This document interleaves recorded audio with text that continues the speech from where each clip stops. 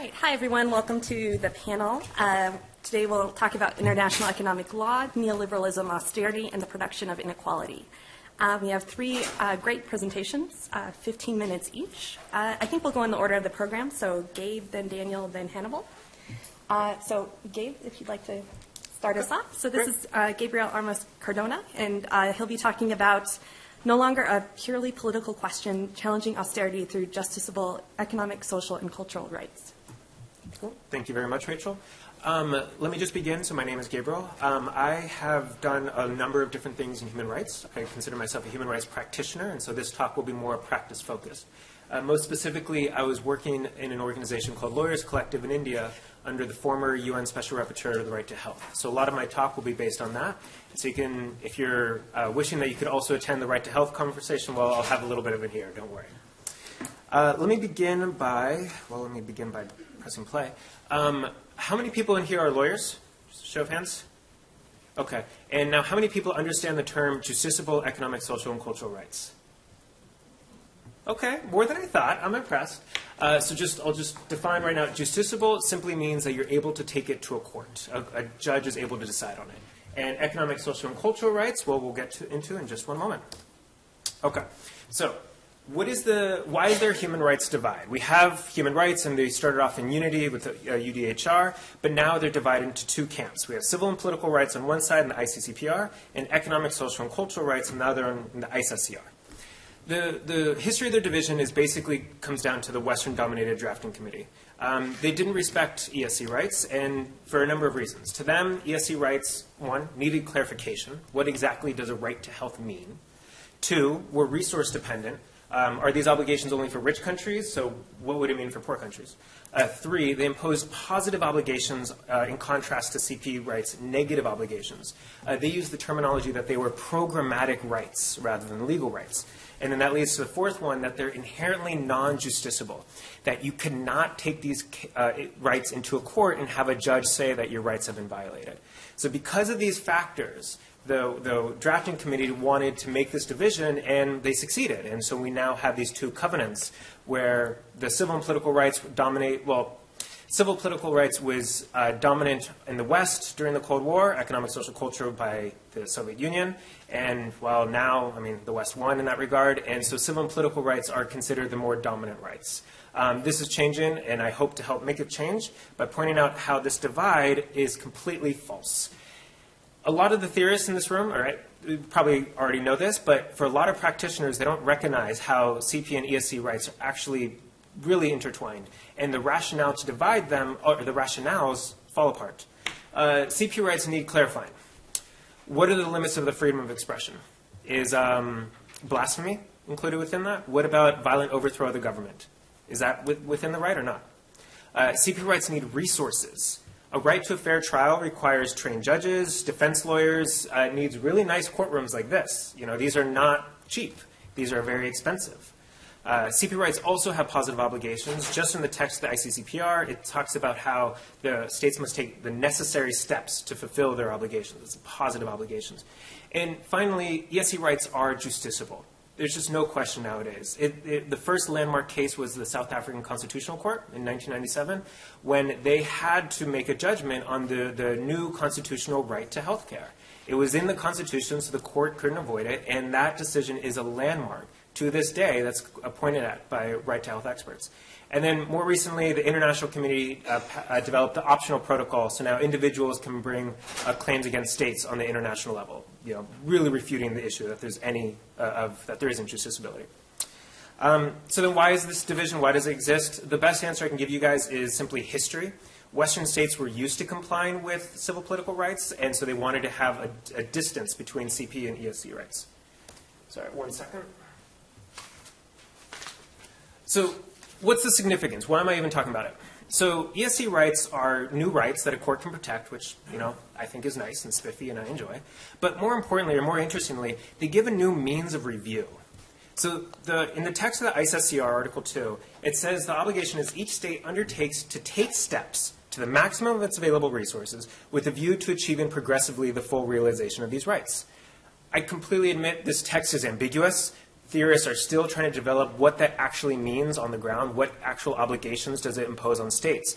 But at the very least, courts are able to just ask the question, are states taking steps? Are they using the maximum of its available resources? And are they progressively realizing these rights? And asking these questions allows a new approach that advocates and lawyers can do. So for example, taking steps. Must a state take steps to prevent or mitigate harm from private actors? This could mean like limiting junk food to realize the right to health, or maybe regulating mortgage contracts for right to housing. The maximum available resources. If a state provides 5% of its budgets for social programs, is that okay? Or is that a violation? What if it's 1%? What if it's 0.001%? Where's the line? And for progressive realization, when can a state reduce social spending without violating ESC rights? And does austerity comply with those requirements? Okay. So the Great Recession and European austerity. Just to quickly go over this, in 2007, the whole world economy crashed, primarily North America and Europe. Europe initially responded with anti-cyclical measures, so that would be like stimulus spending. But part of the economic crisis was also the financial crisis. You had all these banks, and Europe decided to bail out the banks, and that led to a number of states not having unsustainable high debt. And so in 2010, Europe generally as a whole turned to austerity measures. Obviously, there's details in all this. I'm just trying to skim through. So what were the effects of the austerity? I'm going to focus on Greece because Greece is kind of used as the test case for the worst case scenario. It suffered the most under austerity, and even the points I put here, these are just some highlights. And these discrete points, I'm not going to read through the slide, you can just see for yourself. These discrete points fail to capture kind of the humanitarian crisis that the Greek people experienced. But you can just see some of them are just stunning in how bad they can be. I just want to point out the one in the middle. Direct result from austerity, the decrease in the health budget by 43% over 3 years, and mental health budget by 64%. You can just imagine what the culture must have been going through, and to have this stripping away of resources, cutting availability, it would just be devastating. To answer one of the questions that I just posed, when can a state engage in austerity?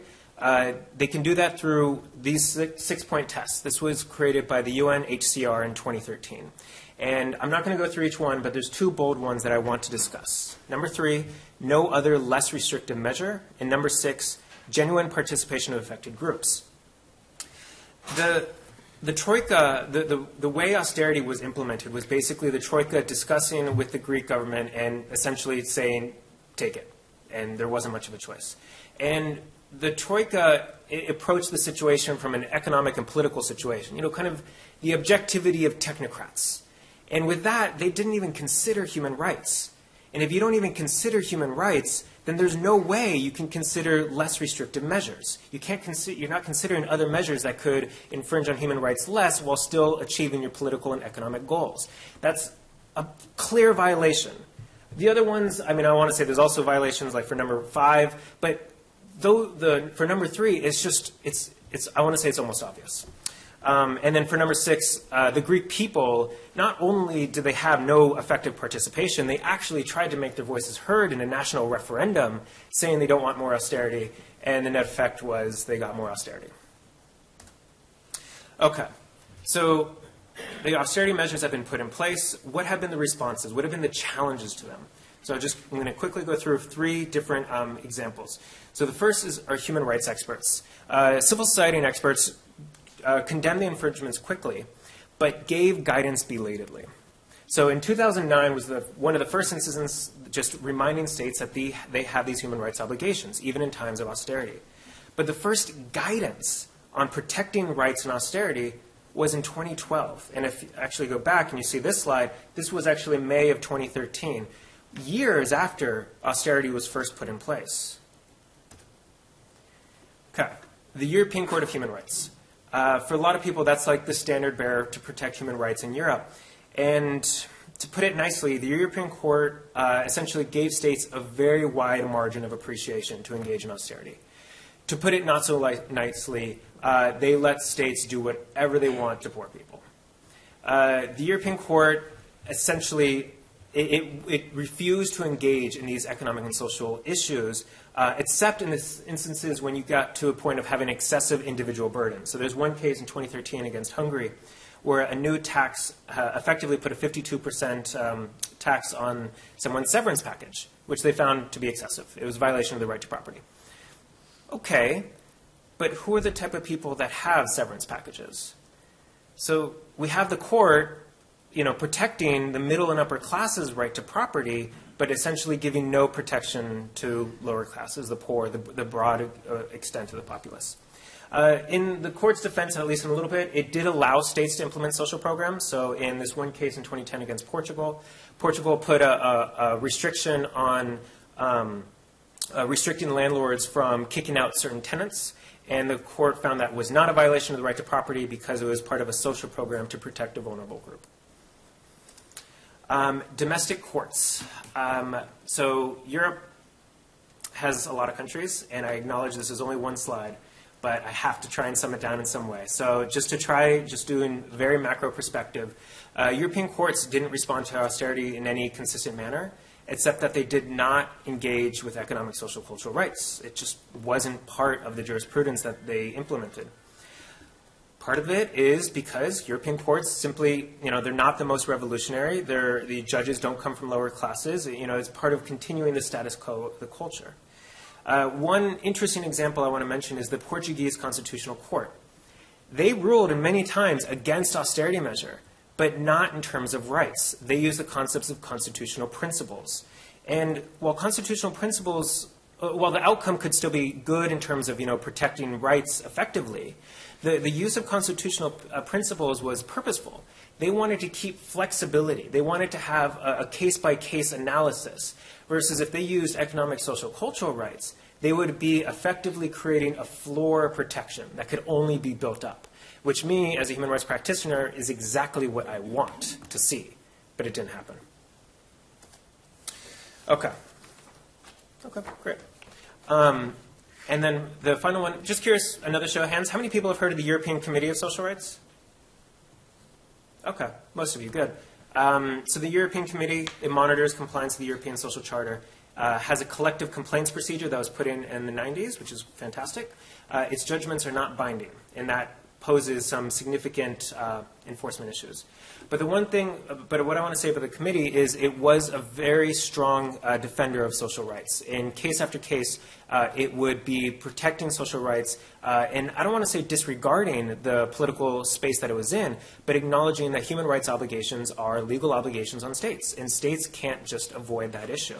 And so there's one case I particularly like in 2012 where Greece was trying to defend itself, saying that, it had other international obligations in play, aka those imposed by the Troika.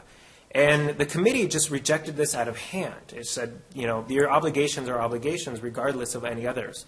And I really appreciate that, and I hope that type of understanding develops, because if we have more discussion of how trade and human rights interplay, a lot of trade law comes in, states view trade law as other legal obligations, and so they often will engage in actions that can effectively harm the realization of rights to fulfill those obligations. Okay, so where does this lead us? I talked about austerity, I talked about the responses in Europe and how they missed the boat. They did not do a good job of reducing austerity and combating austerity. I don't want to be too negative. Things are not as bad as they seem. The Global South has done great strides in promoting ESC rights. And Europe as a whole still believes in social welfare programs. While there might have been reductions, and while their basis is not in justiciable economic, social, cultural rights, they're still there. And they're still being protected on constitutional grounds or in other political aspects. So, why am I here talking? If there's very little hope for judicial revolution in Europe, why should we even care about these justiciable economic, social, and cultural rights? The reason I'm here, the reason I've been talking to you for the last 13 minutes or so, is because courts have given these rights content. Remember when I asked, what does a right to health mean? Unless you've studied it, you're not going to have any answer off the top of your head, because it sounds incredibly vague. Like, what could that theoretically mean? Well, the answers are there. Courts have been making judgments based off the right to health and other socioeconomic rights for decades now. And the content, while it might not be there, while you might be in a jurisdiction where you can't use it in a court, the content is still usable in legislation and regulation. So let me give you an example. Sorry, I just love asking people to raise their hands. How many people have heard for the Fight for 15? Wow, not as many as I'd expect. So Fight for 15 is pushing for a $15 minimum wage in the United States. So, great, awesome. A lot of people in here, I'm assuming, would support that. The European Committee of Social Rights has said that under human rights law that the minimum amount for a minimum wage has to be 60% of the average national wage in the country. Well, in the United States, the national average wage is $25 an hour. Can anyone tell me what 60% of $25 an hour is? Hey, you got it. I checked. I could not find where the Fight for 15 people got that number, why they decided on 15 versus 13, 16, whatever. To be honest, I kind of doubt that they were looking at the European Committee of Social Rights jurisprudence. But clearly they were looking at the same sources, and that's the significance. And so to bring this back to what the topic of this conference is about, the economics aspect. So austerity is the neoliberal solution to high debt. You know, you just look at it from a budget scale. You don't talk about human rights. Unfortunately, capitalism isn't going to be replaced by any rights-based economic system anytime soon. It'd be great, but I'm a pragmatist. I don't see that happening. But what I do see happening, what I do see as a possibility, is promoting legislation that has human rights protections, or kind of buffers, that I see it, onto capitalism. So you could have taken the example that, you know, if this is the amount of policy space that states have to engage economically, we're going from this to this. And these reductions are the extreme austerity measures that will now not be allowed because of having internalized this human rights norms through legislation and regulation. Okay, last slide. I just want to point out, I have to do a shout out to one of the sources of these contents if you want to learn about it. This is the Global Health and Human Rights Database. This is a project I used to work on in India. It was created by the former UNSR on health. It is a database of over 1,300 cases from over 100 different countries that's about health rights. It was designed, all the cases, the summaries are written in plain English so that non-lawyers and non-native English speakers can understand it. And the goal is for lawyers as well as policymakers as well as activists to use the content in these cases within their own jurisdiction to promote rights-respecting norms. Thank you very much.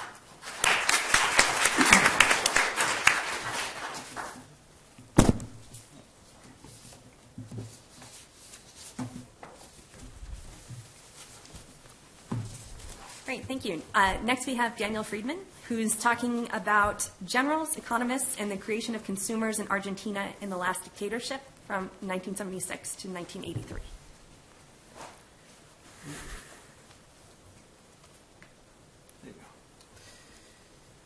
Hi, I'm Daniel Fridman. I'm a sociologist here at UT, and I think this is the first time I come to the law school, and definitely the first time I present in the context of a law school. And so this room, most of you are probably used to it. It's freaking me out completely. So what I'm going to present is something more sort of historical. In 1977, the Argentine Finance Ministry launched a consumer education media campaign called A Change of Mentality.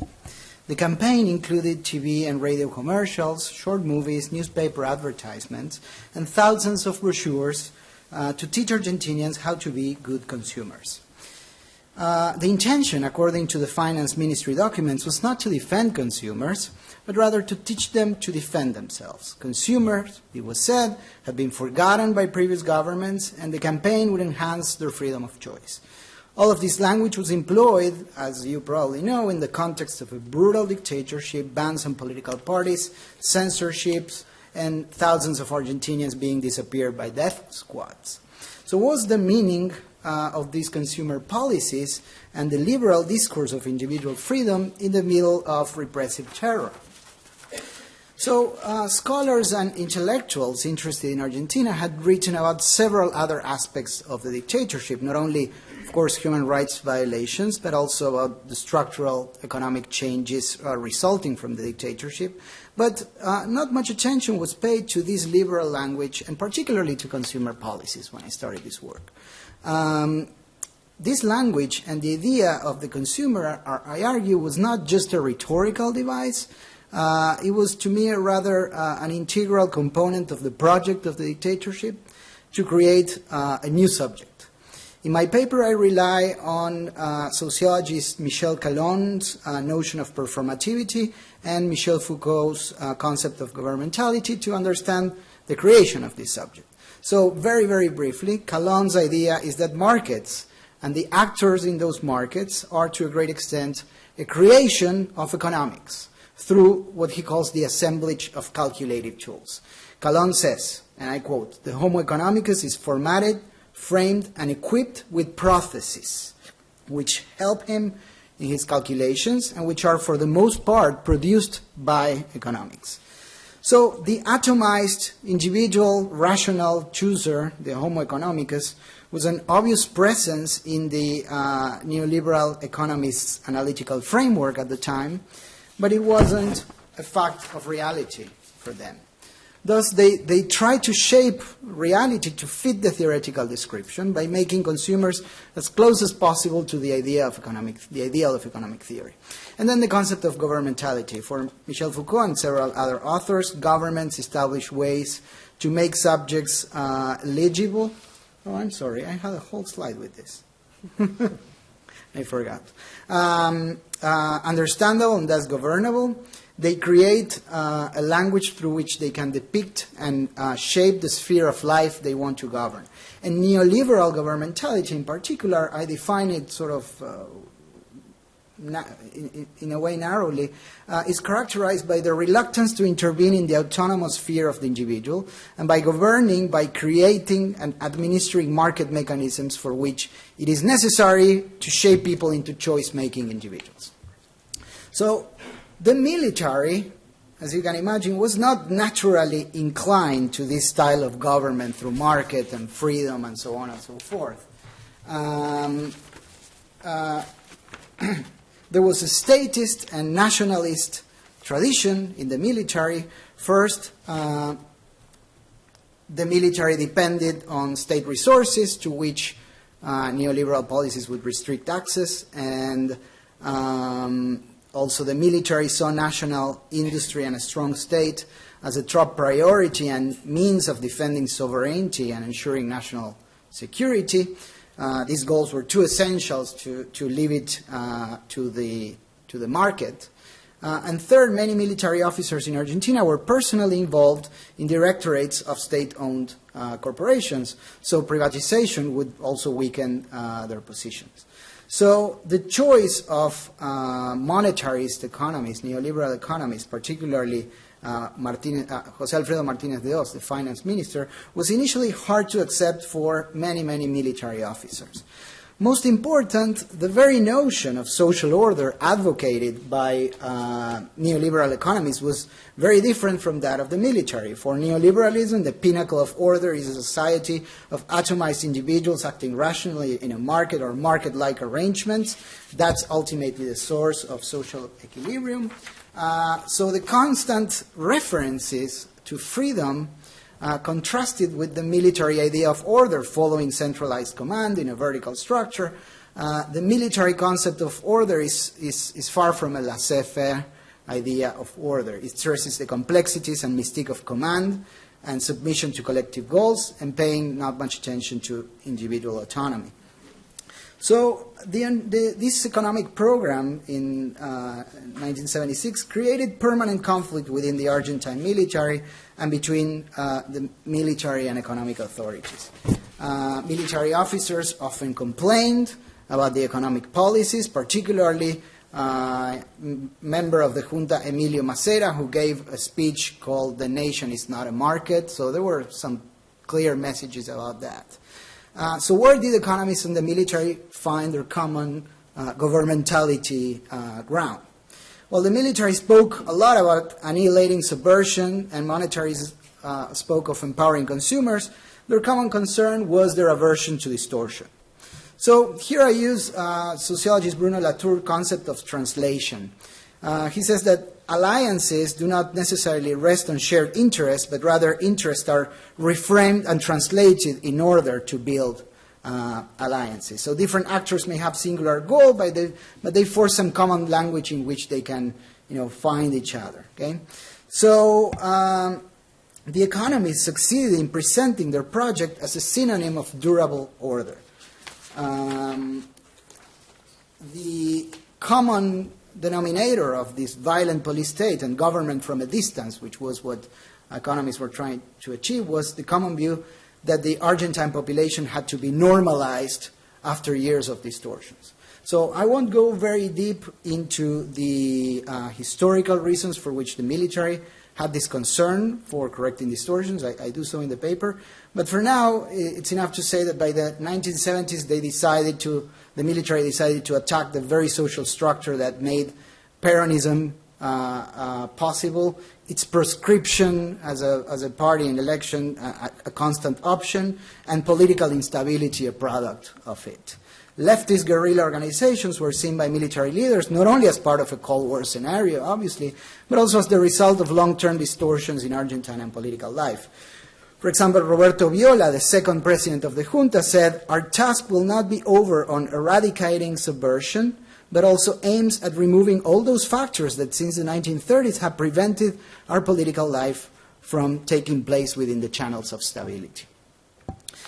For the military, the strong Peronist identity was based on an irrational cult of personality and a great power of mass mobilization, and that mobilization and that electoral behavior was considered a distortion to a normal political system.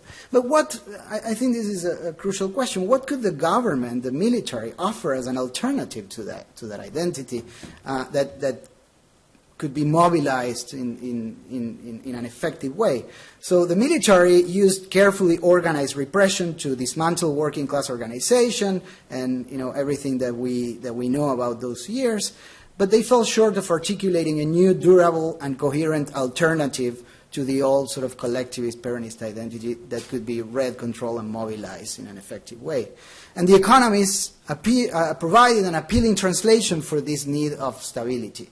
The model of atomized rational individuals represented by consumers and investors. In my paper, I talk about both consumers and investors. Here I'm going to talk about consumers, which would also help reduce government intervention in individuals and in the economy.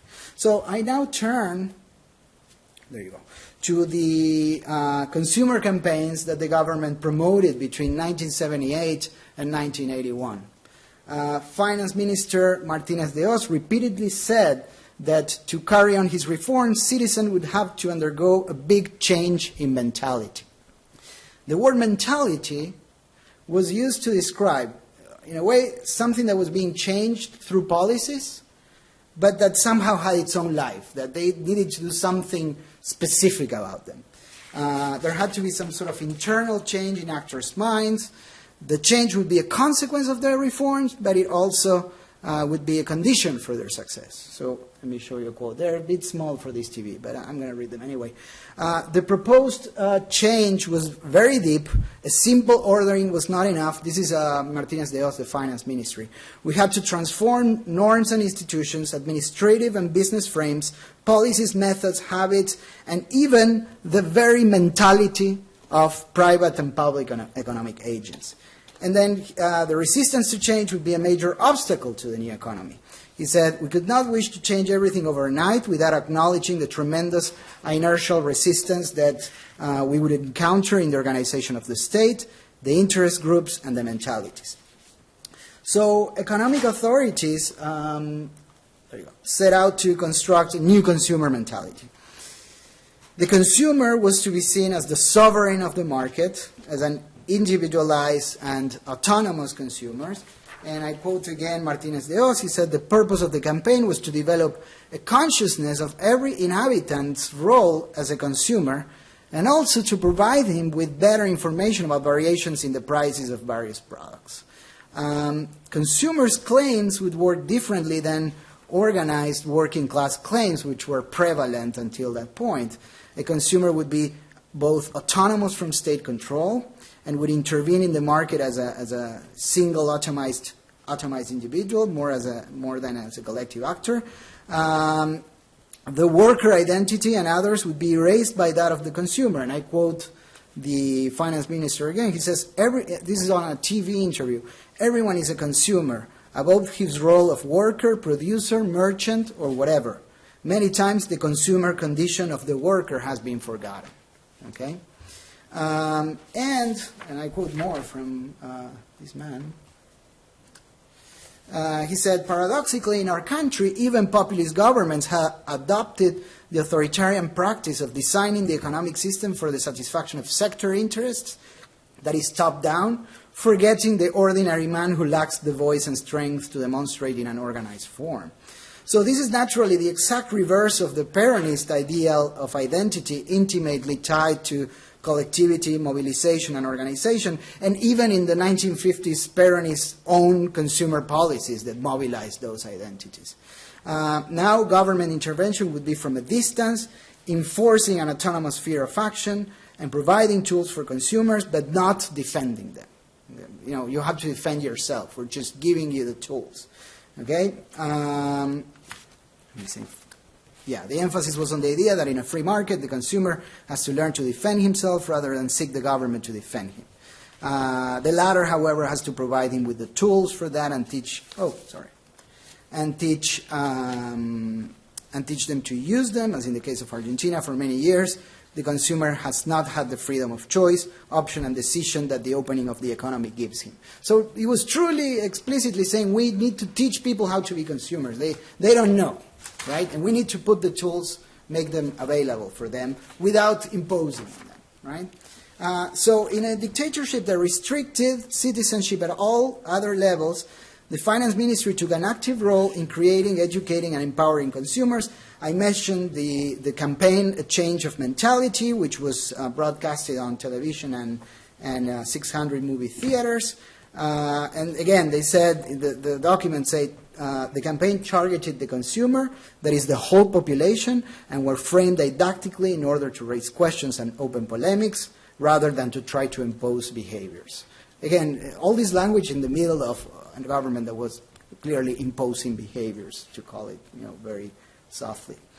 So remarkable efforts were devoted to consumer education. One of those efforts was this bulletin called Orientation for the Consumer that came out from December 1978 to March 1981. It included very practical information, such as recommendations and strategies for the purchase of goods, from food and home appliances to real estate, nutritional guides, surveys of prices, and articles on commercial ethics and consumer regulations. There were also articles about basic economics, how prices are determined, and the importance of mastering the principles of economic exchange. It also presented pieces about the role of consumers in a modern society. I have images if, in the Q&A you're interested in seeing them. There's, some images there that, it's not, we don't have the time to go in detail there. And also the first consumer organizations in the country were created at the time. Very much the founding papers of these consumer organizations pretty much repeated what the Minister of Economy, the Finance Ministry was saying in all interviews, documents, a memoir of the Finance Ministry, and so on, reiterating the role of, what the role of consumer is in a free market society, and so on. And finally, the bulletin insisted that readers teach their children to become good consumers.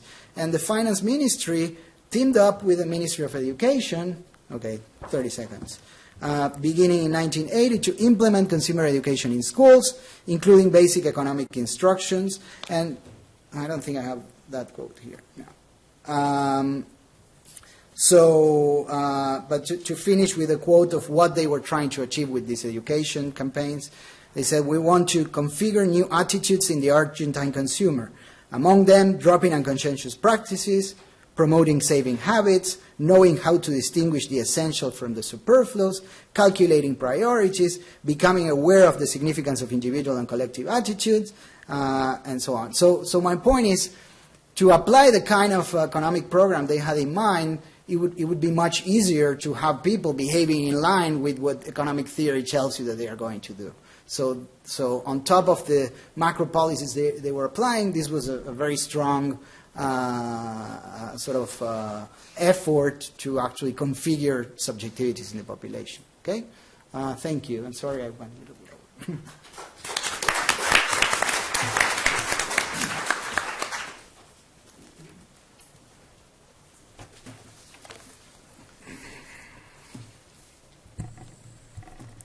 Thank you. And finally, we have Hannibal Travis, who's speaking about sovereign wealth funds and human rights. So I would like to thank Professor Engel, Julie Deem, and Sarah Klein for inviting me to speak and hosting us so graciously. My talk has an overall thesis, 4 main points, and some examples or case studies in miniature. I'm going to avoid 2 of my case studies that I may pursue in the paper, which are Greece, European austerity, and the United States Troubled Asset Relief Program, TARP, and the Federal Reserve Quantitative Easing Program, because Professor Galbraith yesterday spoke at some length about those. The problem of sovereign wealth funds, from the neoliberal perspective, from the World Bank and the IMF perspective, is a problem of making the sovereign wealth fund into more of a responsible multinational corporation, into a transparent entity with an independent board of directors that does not subsidize domestic consumption in a way that a for-profit corporation would not. But rather, it seeks the highest return in the international equity markets in the way that a Goldman Sachs would. So to make a sovereign investment entity or agency into a hedge fund or a multinational investment bank. The 4 points I'm going to talk about, my overall thesis is that there's a problem with this vision, and that it ignores or elides the fact that this may divert resources from the enjoyment of economic, social, and cultural rights as previously described. And I'm going to go through 4 points in pursuit of that point, that thesis. The first is the definitional problem regarding sovereign wealth funds. What are they, and what is excluded from that definition? The second is their importance, their growing importance in the world economy in terms of their level of assets and so forth. The third is the benefits and costs of sovereign wealth funds as an economic phenomenon and practice. And then I will go through my examples on the way to potential legal responses to that. So what is the definition? We have the definition of an investment fund under state control, typically oriented to international equity investments at a strategic level, pursuing strategic international investments. So what do we exclude from this? We exclude international financial institutions, perhaps like the World Bank and the IMF. We also exclude central banks, although paradoxically many times the source of sovereign wealth funds is foreign exchange revenues and is funded by the central bank. But many central banks, like the Federal Reserve, are not included in lists of sovereign wealth funds and their assets, although other times they are. Or that there is an adjunct of a central bank that is treated like a sovereign wealth fund, whereas the central bank itself is not treated like a sovereign wealth fund. And we also tend to exclude domestic state-owned enterprises or investment authorities or infrastructure funds. It's an international phenomenon. And that very choice tends to maybe segment and hamper our analysis, because if you're looking at the maximum available resources in pursuit of development and social and economic rights, perhaps you want to look across the spectrum: state-owned enterprises, sovereign wealth funds, central banks, international financial institutions. So really you have a sense of where the national resources of a country are being divided and perhaps diverted from their potential use. What are sovereign wealth funds good for?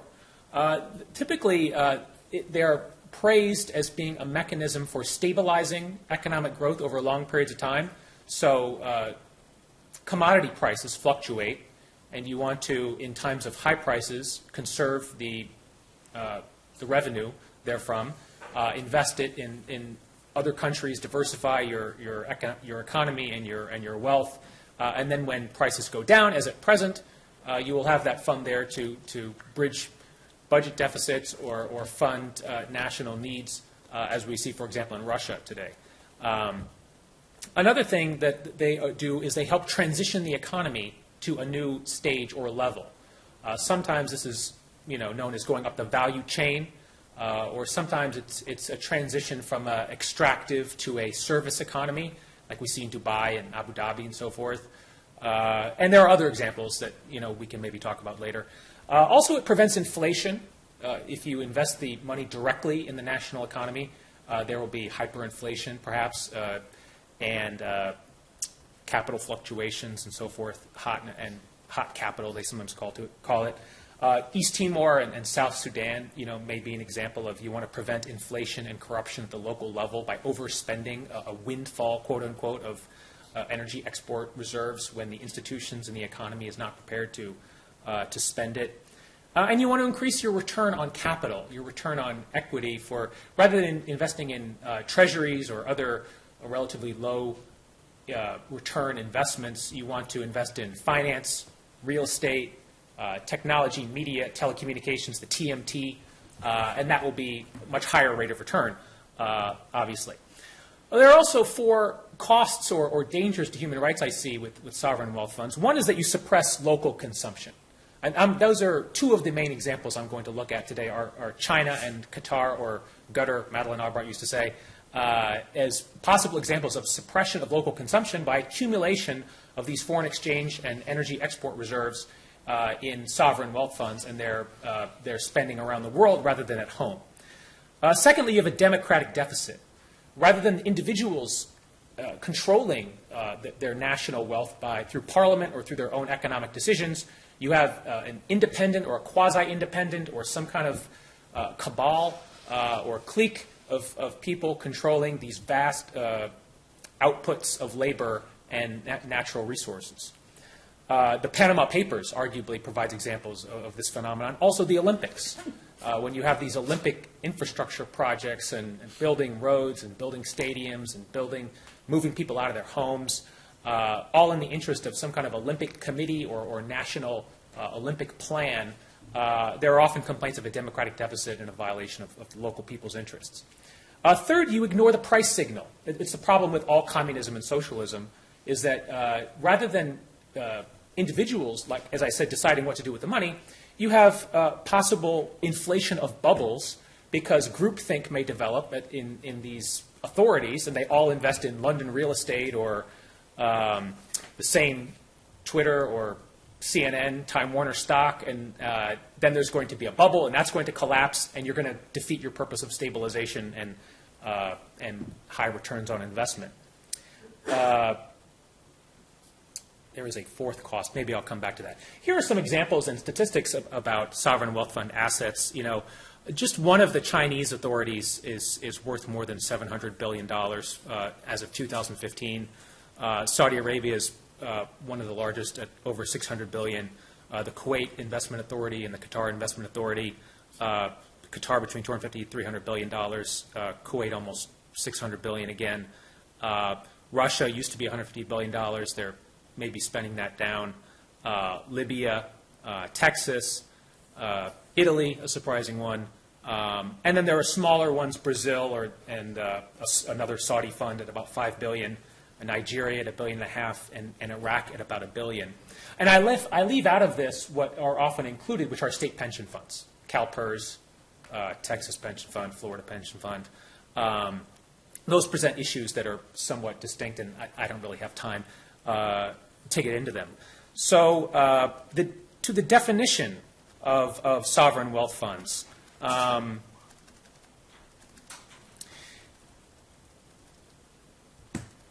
these are the benefits and costs I went through. Diversify, stabilize your economy, and ensure thrift. The costs are reducing consumption, threat of undemocratic management, fewer price signals in the market, and the possibility of plunder and abandonment, a la Panama Papers type problem. Some examples with China. The China Investment Corporation. China Investment Corporation created to solve the problem of so-called excess liquidity in China. The exports over imports create a foreign exchange buildup, sometimes estimated about $3.3 trillion. I think that this claim is somewhat questionable, and it's based upon the notion that the money is not needed. It is somehow excess, and it's not needed at home. I think if you look at the health spending per capita, for example, they could put that money to good use, and it is in no way excess. I mean, their health spending per capita is far below the level of a Germany or a Sweden, other exporting countries, not to mention the USA, which arguably wastes a lot of its money on administrative costs. It's sort of closer to the level of India than the level of Germany or Sweden or an OECD country. Russia and Brazil, which also have sovereign wealth funds, also represent a relatively low level of health spending per capita. And you see this reflected in, this second chart as well. You have these, the Brazil, Mexico, South Africa, Turkey tier at about $1,000 per capita, and there's a kind of a steep drop-off to China at about $500 health expenditure per capita, public and private, and then a considerably greater drop-off to India and Indonesia. And then the European level is far above all of those countries, and as well as Australia and other developed countries. The Greek health system has been mentioned, the decline in the Greek health system. I won't get into that because it's already been discussed. But China also experiences other problems of uneven development. I mean, there is more extreme poverty by some measures than in Iran or Ukraine, despite this massive buildup of foreign exchange and export reserves. More than 100 million people live in slum-like conditions, according to some reports. The life expectancy is arguably lower than in Cuba.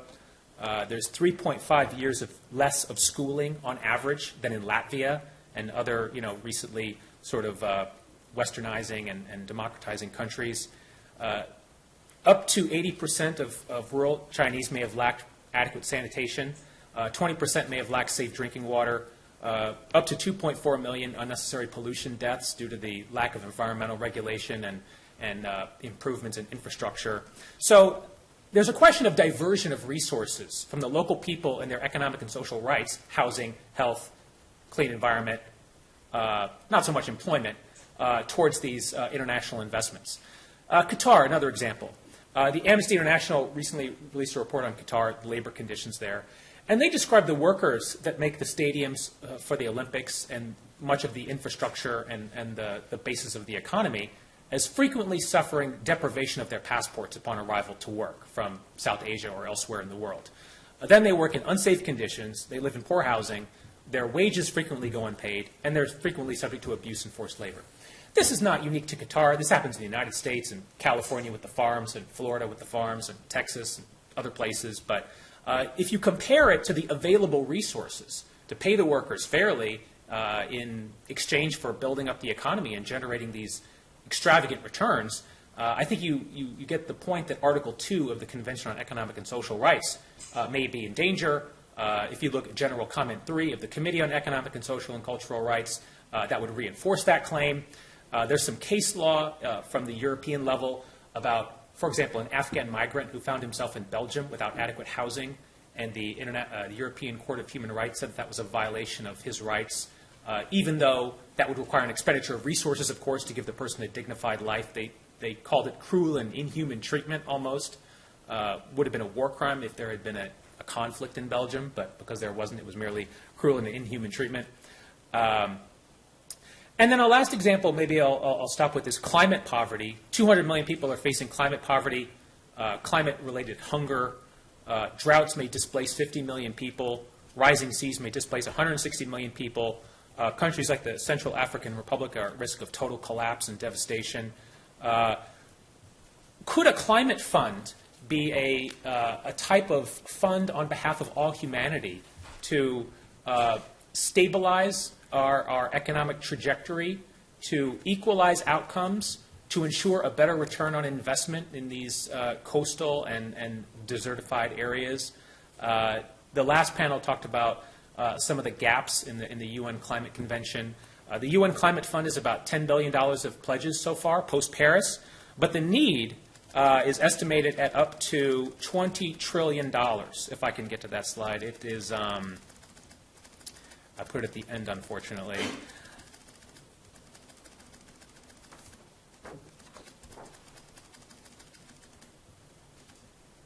$24 trillion, the possible cost of climate change. So we're going to need a fund on behalf of all humanity to rectify and meet the rights to housing, health, and a clean environment in the future.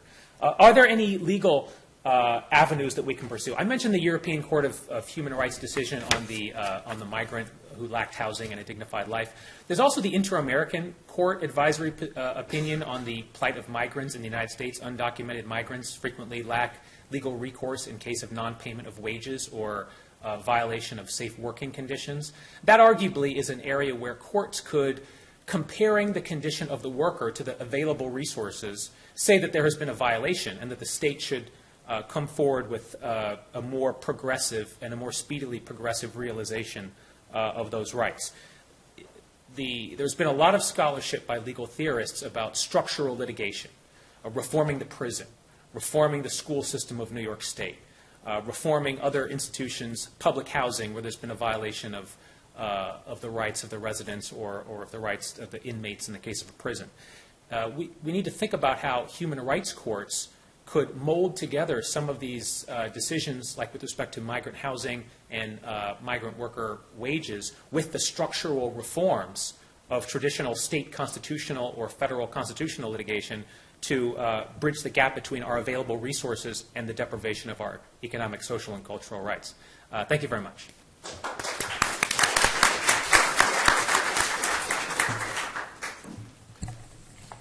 Well, thank you all very much for some really interesting presentations. Let's open it up for questions. We have about 35 minutes. I will definitely put myself on the list, but I won't take the prerogative right away. Please just raise your hand, and if you could identify yourself when you ask your question.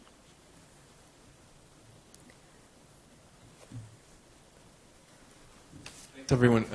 Gabriel, just had a question for you. I'm Nico Luciani from the Center for Economic and Social Rights. In our work in Spain, we saw that there was some impact of the regional decisions in national courts. Some, not it's limited, but and that helped to change particular policies. I'm wondering, in your research across Europe, if you saw any of that dialectic or influence of the regional decisions at the national level. Should I respond right now? For regional, are you specifically meaning European Court or the committee, or just either one?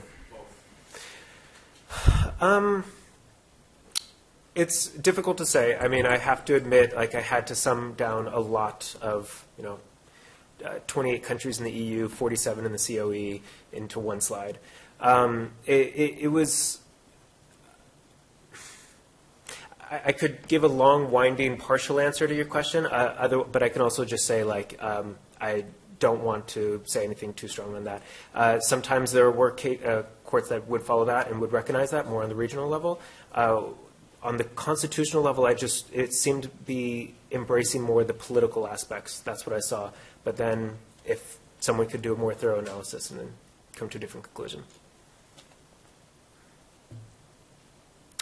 I'll put myself in the queue.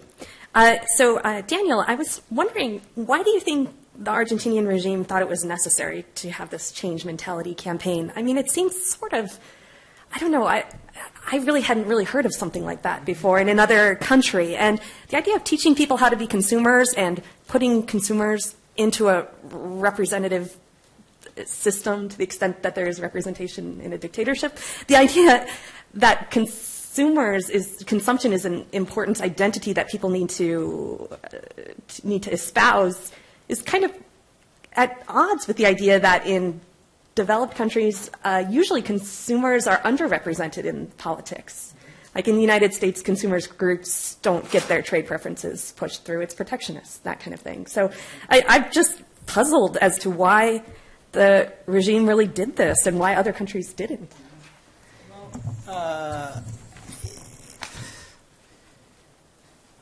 One of the justifications the finance ministry gave, besides the ones I was saying, was that other countries were doing it. Oh, they were? Yeah. The work I'm doing now with Pilar Zazueta is we're comparing with Mexico, which had a much more important consumer program in the 70s that established many more institutions, had a magazine that was much better than that one, and it was at the same time, and it was in the middle of a very populist government. So we're trying to figure out what things were common and what things were not common. And one of the things was like they were also trying to provide certain tools for consumers in Mexico, but with a very different discourse of consumers as victimized by injustices, and they didn't use the language of the sovereign of the market. So, I mean, if I show all the images from this bulletin, it's all about the sovereign of the market and the sovereign of the market and in a free market. So part of it was the concern that the country was sort of out of some sort of modern trends that were happening about consumers. So, so there was some things happening in other places, and in a way, I think that it was a bit of that's my interpretation, a bit of a pet project of the finance minister, that he really cared about that, and of course he had many more things that were much more urgent to care about. But in his memoirs, in the documents of the Ministry of Economy, there's always a space for saying we did this, and it's important. And later in 1991, he wrote another book saying, well, many of the things we tried to do failed, but we left this. People were now claiming things as consumers and asking the government for certain things. So even the finance minister himself saw it as a positive effect. They had to live, in the middle of a horrible economic crisis, but at least they got that down. So, yeah.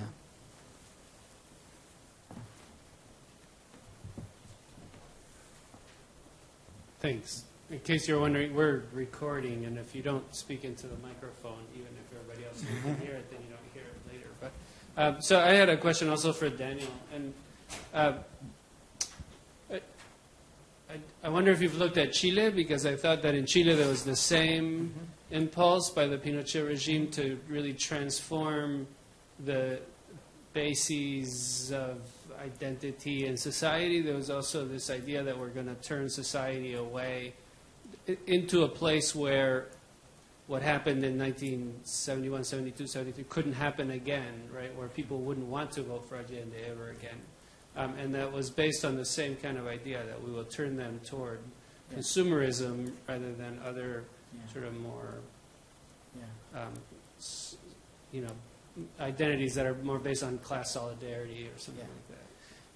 And then if that is a more general pattern, I mean, so I'm trying to draw connections between this and the sort of more broader themes of the conference, inequality and human rights, and the idea that you would need to atomize and create individual rational economic actors in order to ground a particular economic program. I mean, that's interesting, but I'm not sure it quite gets us all the way to saying there's an affinity between sort of dictatorship and this economic program. And I don't know if you see it that way or not. Okay.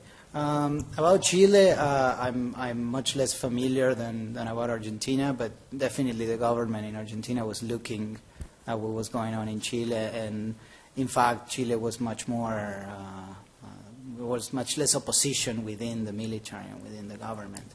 I haven't seen those. I don't know about the exact same programs in Chile. I'm not aware that they were the same thing or not. But I'm not claiming that Argentina is a particular case, particularly compared with Chile, with the exception that Chile had this one-man rule, except instead of the junta that was much less less coherent, and so they had more conflicts, and putting Martínez de Hoz was a source of conflict among the junta, and Pinochet could avert a little bit more of that. The other question was, about the affinity. No, well, the truth is that neoliberal economists, monetarists, manage to work in different types of government. The kind of discourse to me that prevailed in terms of achieving some kind of marriage with whomever was in the bureaucracy at the time would be different. So, for example, in the Czech Republic or places like that, the idea was, strengthening civil society. There was a different translation of what the interests of the Czech intellectuals and the economists were. And so what I'm arguing is not that it's either possible or impossible to have these sort of alliances, but once they exist, they have to sort of see where they can manage to fit similar language and similar projects.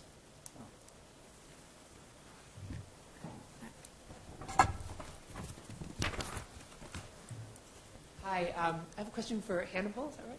So the sovereign wealth presentation I found really interesting, and I was wondering whether you thought that the main problem with sovereign wealth funds as they stand is basically an agency problem or a problem about exposure to corruption. So, in other words, I can see the argument that from a human rights perspective, if they say there are revenues from natural resources, these belong to the whole people to the extent they're sequestered in a sovereign wealth fund, and the people who run the sovereign wealth fund run off with them, that is not consistent with human rights. Like, I agree.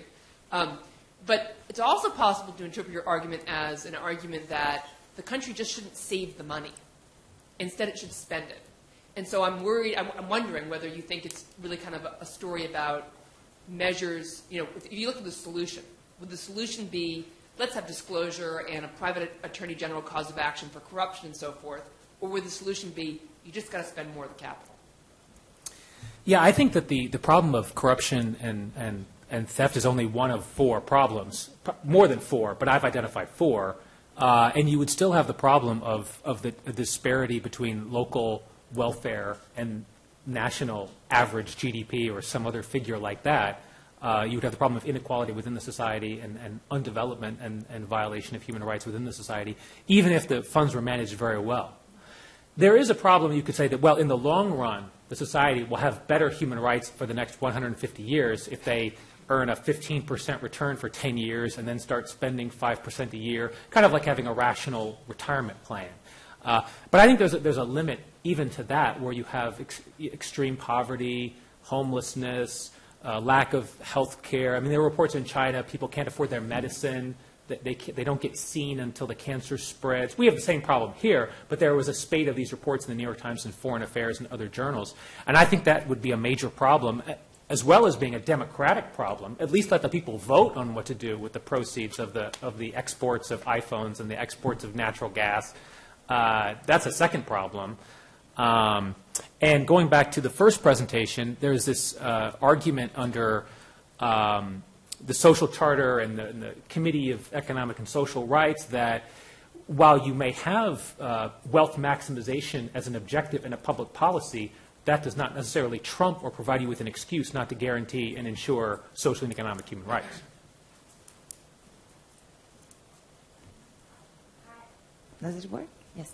I'm Delfina. I'm an LBJ public affairs student here in UT.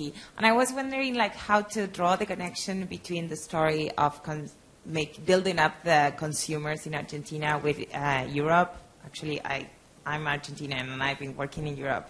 And I was thinking if all that process that we haven't seen it around of convincing people that rather than citizens they are consumers is actually what have helped in Europe sometimes succeeding, for example, in changing the Spanish law on mortgages to be more fair, because we pass it through, there was an important case on violation of abusing consumers' rights rather than talking about the human right of accessing housing and housing conditions and so on and so forth.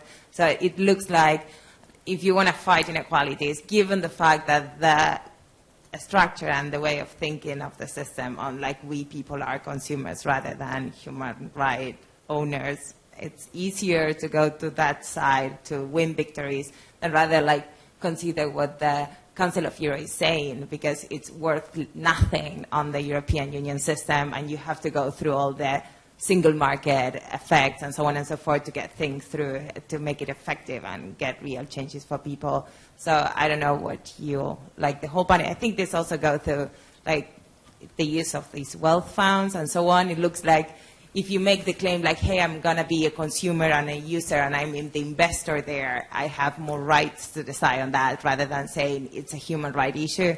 So I don't know what you all think about that. I'll respond first. You're absolutely right. What I saw looking at the different courts is that when you were made a human rights or especially economic, social, cultural rights-based argument, generally would go nowhere. But if you use the traditional jurisprudence that the courts are used to using, which would be constitutional principles is the one I put up there, but like consumer rights would be one example of that as well. There was successes. So if your goal is to get if you're trying to combat a particular law and get a legal success, then that is a much better avenue. The part that frustrates me is that I'm trying to build, my hope is to help build these rights over long term. So, yeah. Oh, and just to give a little more refined, limited answer to what I gave you, I have seen, what I saw really was just the courts responding to the political actions in their jurisdictions. But it's also true that those political actions, like there would be, let's say, labor unions, would go to the European Committee, would try to get a judgment in their favor, and that would engage the local politics in the jurisdiction. So it would have that factor in the final outcome. It's Daniel Marcos with a question, Daniel, for you about Argentina, and a request that you put the Argentine example in a broader perspective to address some of its peculiarities, and two in particular spring to mind. The first is if one thinks genealogically, the ideal of a market order arising around norms of consumer sovereignty has its origins in expressly anti-statist thought. So the Jansenists in France, the Scottish Enlightenment, running through later developments, these were ways of thinking about the social and economic order specifically designed to resist the authority of a centralized political power. Mm-hmm. On the other hand, if one doesn't think genealogically, but if one thinks instrumentally or functionally, at this moment, the consequences of neoliberal economic policies almost everywhere in the world are to disempower states. Mm-hmm. And one can applaud that or not, but that's the instrumental ratchet that's going on right now.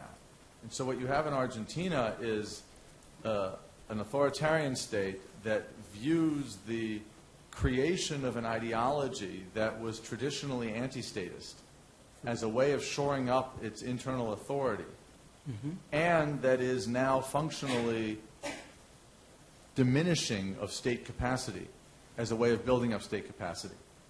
And I'm curious whether you think that there's something very distinctive in Argentina that meant that this actually worked in this way. For example, Argentina's enormous decline from great wealth between 1900 and the time you're talking about, or other features of the Argentine political structure, or whether it's a counterexample, or whether the junta actually just miscalculated and got it wrong, and this didn't work the way in which they had expected it to, but worked in the way in which every student of the history of ideas or of contemporary functionalist political economy would predict that it would work. Well, thank you, and it's a great question, and perhaps more than I can really answer about this. What I can say is that I'm after doing. I mentioned a little bit after doing this work, and I learned more about the Mexico case. I was a bit puzzled that in a very, very different environment, in a very different structure, this notion of the consumer, which by the way, to me wasn't just sort of convincing people or that they acquire an identity as consumer. It was actually building the technical tools so that they are. Building that subject, to me it wasn't just, oh, I am you actually are by being one. That's what's so fascinating. Yeah, so I don't see it just an ideological issue. So I think it complicates things a little bit when I look at Mexico and I see that some of those tools are similar, but also the discourse is very different because it's a much more statist discourse. The state does defend you. The laws were there. In Argentina came much later in a democratic context. And so I'm trying to figure out, based on what the differences and the similarities are, what's the nature of building a consumer, or constructing a consumer under those circumstances. So that's what I can say about that. But I think you're bringing really, really interesting points. Thank you. I was wondering whether we're giving too much credit, too much theoretical framework to regimes that are simply trying to stay in power and control rising expectations. That seemed to be the thinking in the 70s, that you had to give, even under dictatorships, certain kinds of independent rights so people could pursue their own immediate interests and wouldn't revolt against the government in power. Curious as to your comments. Mm-hmm.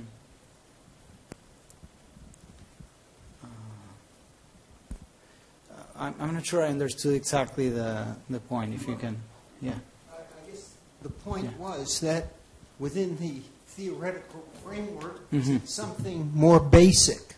Mm-hmm. Simply those regimes trying to remain in power and calculating the need to engage the population so the population accepts them and doesn't revolt. Mm-hmm. I think it's in the case of the consumers in Argentina. Obviously, I think in every government action like that, there's some sort of calculation in terms of we're surviving here. At the same time, if you look at the materials and the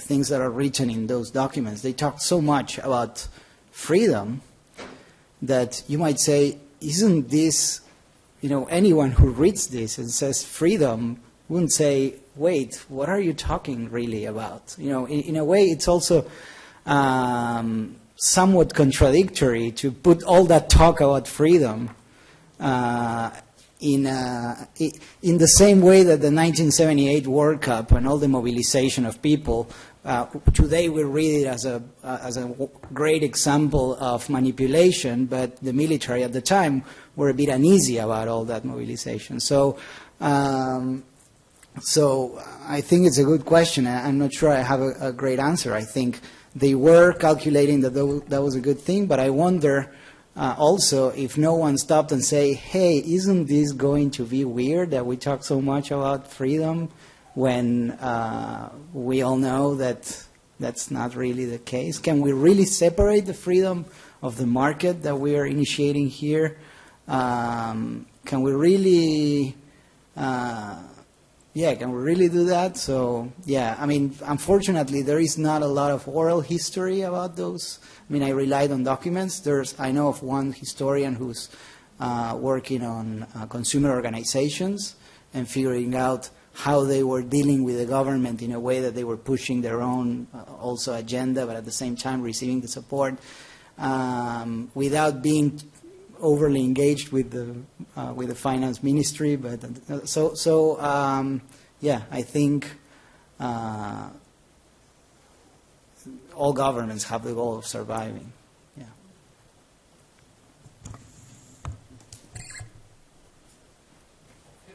Can I just do a quick follow-up on that?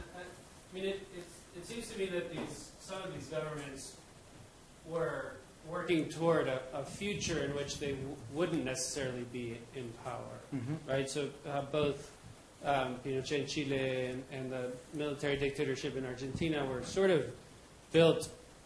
It's unclear how sincere they were, but on the idea that they were going to reorganize the country, that was explicitly the name of this dictatorship, the process of national reorganization, and it was meant to be a sort of refounding of society and politics so that, the sort of disorder that preceded them wouldn't happen once they returned control to civilian authorities, right? And so in a way, it seems to me that this idea that we're going to build a market society, consumer-based society rather than a worker-based society or some other kind of thing. It is part of the sort of whole Cold War context, and it's part of a project of creating a society that may be less, that would be less statist and may need less kind of heavy-handed control in the future because they would just do the things that they were supposed to do,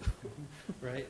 And so that's why it seems like it's not so crazy to think that they might be actually, at some level, trying to build autonomous agents for a moment when, you know, they would have cleaned everything up and could return power to civilians. Yeah, I was looking at, trying to find in my paper if I quoted that or not, but as I mentioned, in 1991, they said, you know, when neoliberalism really comes to Argentina in the 90s, they said, we put there the seed, the love of freedom, and now people were you know, making claims about that. And by then you had consumer organizations well developed and so on and so forth. So I think that's why I said, you know, once you disassemble all the infrastructure of the sort of populist state, what do you have? You just do it, and you know, identities and actors are going to flow spontaneously. It is possible to think that that is, but what I see shows is that they were also worried of making sure that people would have that. They were teaching this in schools, so. Yeah. So this is a question for Hannibal about the relationship between the sovereign wealth funds and democracy, or lack thereof. I mean, you mentioned at the beginning that, you know, the neoliberal perspective is get a bunch of independent directors to maximize returns. And your perspective, you highlighted much more the democratic deficit. And you said, well, shouldn't the people have a say in how these funds are spent?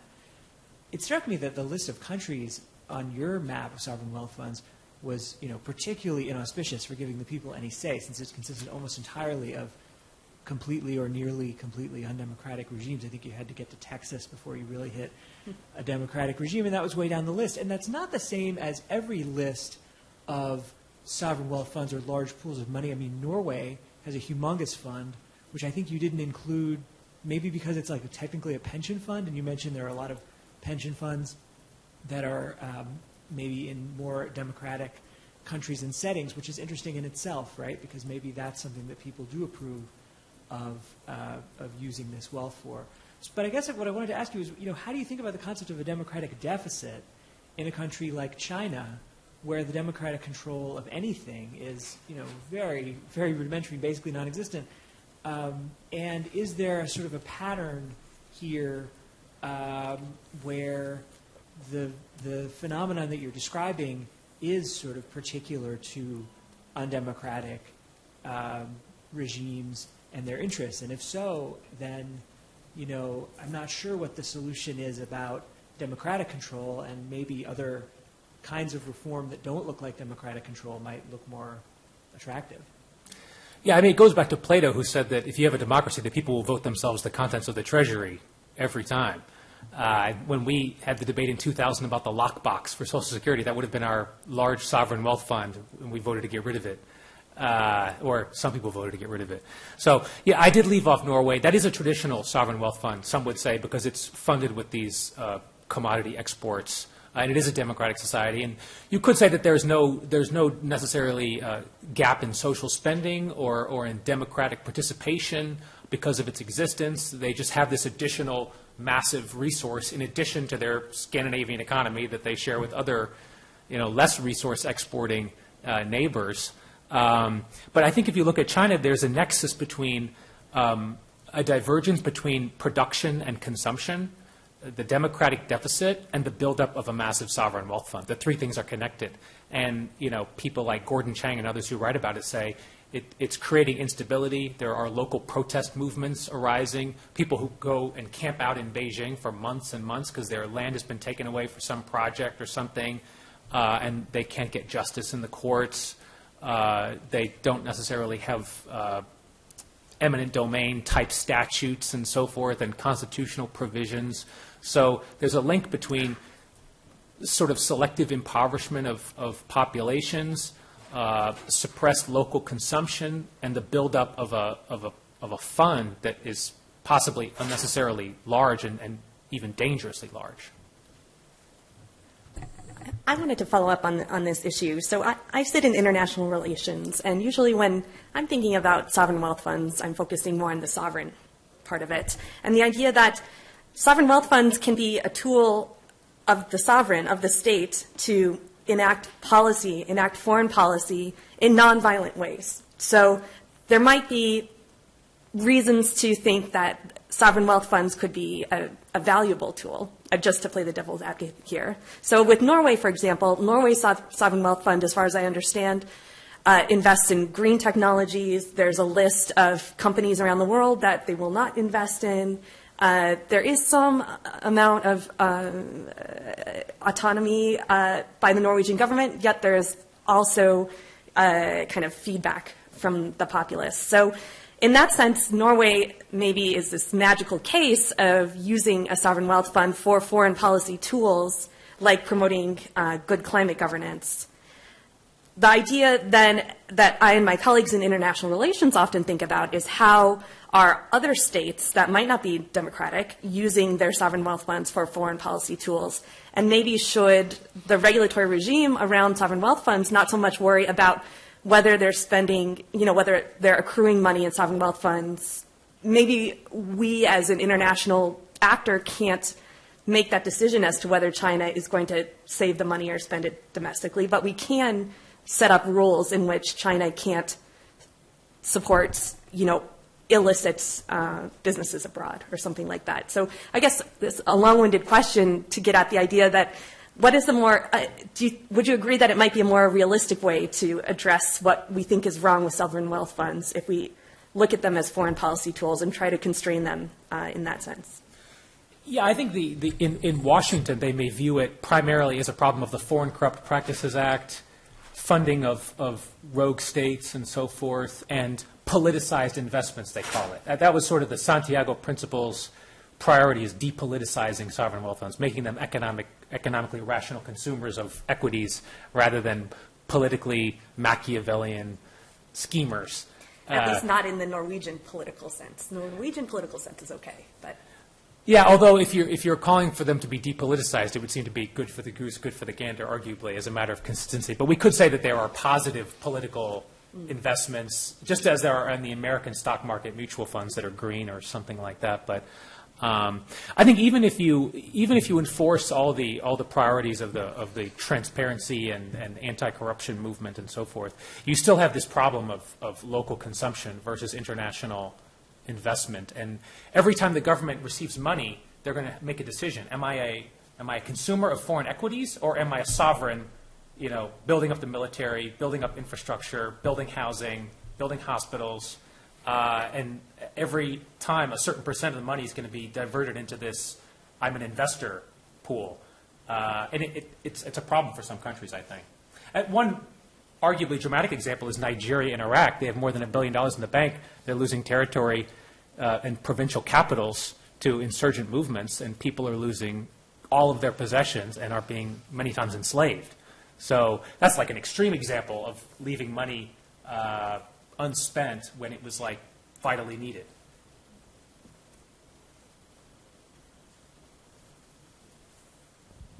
Hi, Owen Taylor, based at SOAS in London.